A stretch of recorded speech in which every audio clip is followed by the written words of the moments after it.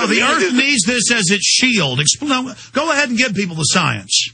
It basically says that now, first of all, you have to understand the carbon dioxide itself cannot trap much more heat. Very, very small percentage, a couple percent, and that's about it.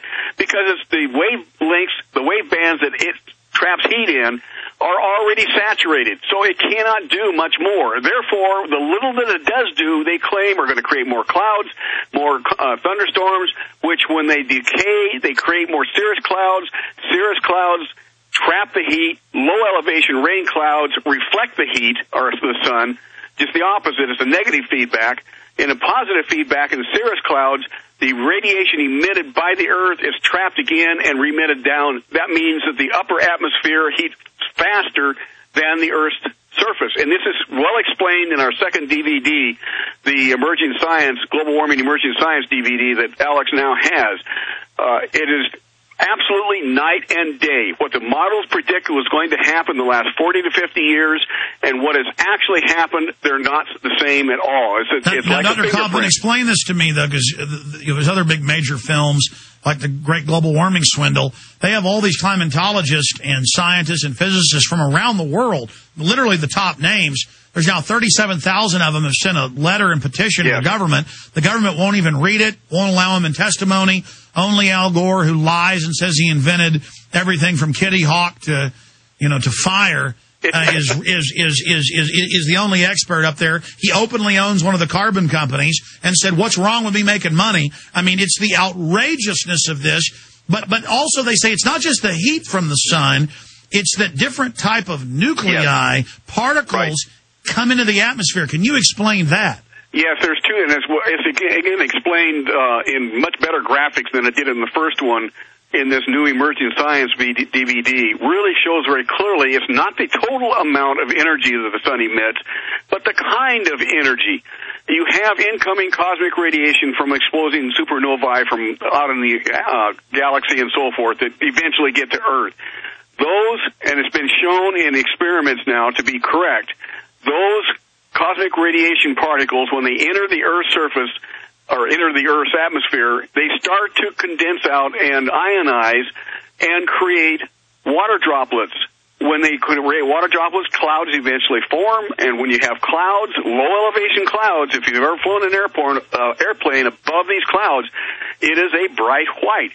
That's because the sun is reflecting off of those clouds. Now let me understand. So it's almost like just the space rays, not just the sun's rays, and this whole spectrum of different particles come in like microscopic meteorites and create almost a energy field, which then generates the nuclei to allow the rain droplets to form. So it's a beautiful, it's a beautiful engine. It's not a crime, and carbon dioxide's what plants breathe. It's not a chemical weapon that'll kill you. Water's good. Oxygen's good. It's not with Al-Qaeda. Absolutely. In fact, we can probably have 300 to 400% increase in our carbon dioxide, and the Earth would be much better off for it. Both plant productivity, food production, and it will not hurt us. In fact, I've seen those studies that during some of the warming periods with the dinosaurs were the most plentiful, that it was many times higher and that the Earth was much more tropical. Yeah, absolutely. Probably about 10 times greater concentration during that period of time. And the Earth was much more tropical. Vegetation was flourishing and abundant. And every time, in fact, the science has actually shown that there's been a 12% increase in food production, global food production, because of the increased carbon dioxide we've had the last 50 years. There's nothing negative about carbon dioxide. It's all positive, but yet they're calling it a pollutant, and because it's a pollutant, then they can control our lives.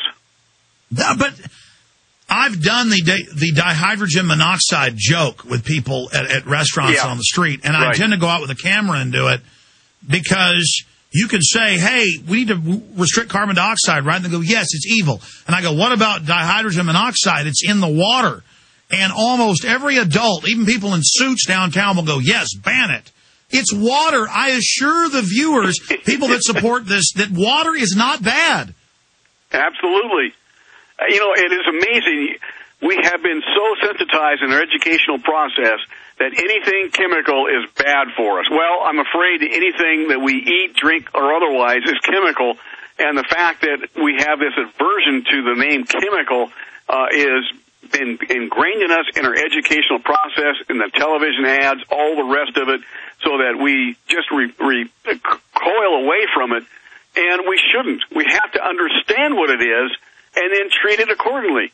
Well, what about the brainwashing? Did you know that there are scores of video games where the zombies are carbon dioxide blobs and the kids shoot them, and then it's just total brainwashing in the schools? And the New York Times reports that kids go home and write mock tickets to their mother because they take a hot bath, and the mother goes, "I'm glad they're ordering me around this." I mean, they're turning us into a total Stasi society. What about the Green Bill with the home inspections and the federal language about they can kick you out of your house, no judge, no jury? This is total tyranny. It is total tyranny, and you and I have, and others, have been warning the people for 15 years or more about this very thing.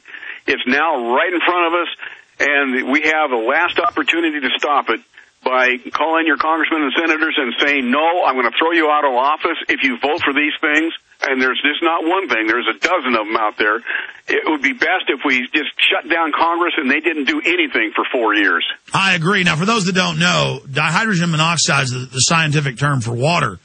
And I was just making the point that ask your friends or family, but put it in a carbon dioxide debate. Say, for the environment, shouldn't we have a carbon tax on dihydrogen monoxide? You can also give them the scientific name for salt.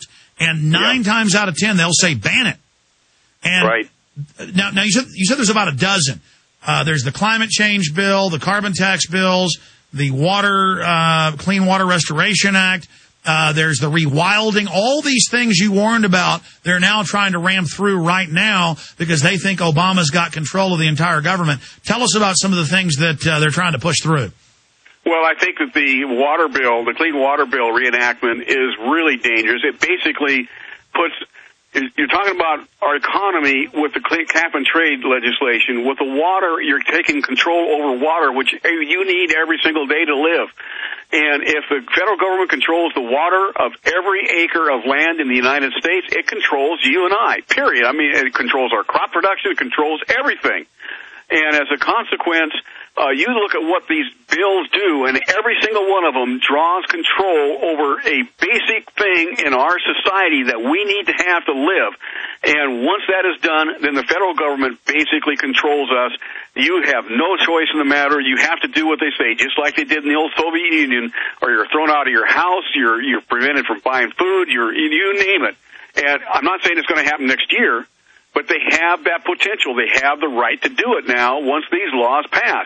And there has been no time in all of history where a bad bill like that has been passed, legislation, been the Roman Empire or whatever, that it hasn't been abused. Well, listen, I have the head of City Year, federally funded, these youth brigades in red and black uniforms. People can Google City Year and watch them doing their chanting and drilling. And where everything's so bankrupt now, you have to get a job with the government out of high school doing this.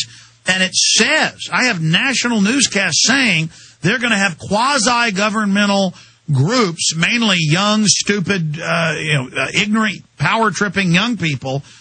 And it already has shown them on the news that say climate police out shouting people down like Mao Zedong's youth brigades. Actually, that's how they're modeled. And they even have little blue Obama books that they carry. And just like in China, I'm not making this up, I have the newscast, waving them as they scream at you. And already in Austin, if you park an SUV by Barton Springs, they are slashing tires. They're out there enforcing. I mean, folks, I'm not kidding when I say they're already here. And I have the head of City Year saying they're going to use them to enforce on us. I mean, This is nightmarish, Dr. Coffman. It is. Brown shirts under Hitler, the Red Brigade in China, you name it. We're following the same pattern of all these despots in the past. Can't we see that? You know, we have been warning about it for years, decades even, and here it is. It's at our doorstep, and everybody's yawning. Well, not everybody in the listening audience, I doubt that, but for the most part, society is yawning, and I just cannot believe how they could be missing. Everything is going to work out all right, honey. Don't worry about it. It's going to work out. Those people will never do anything like that.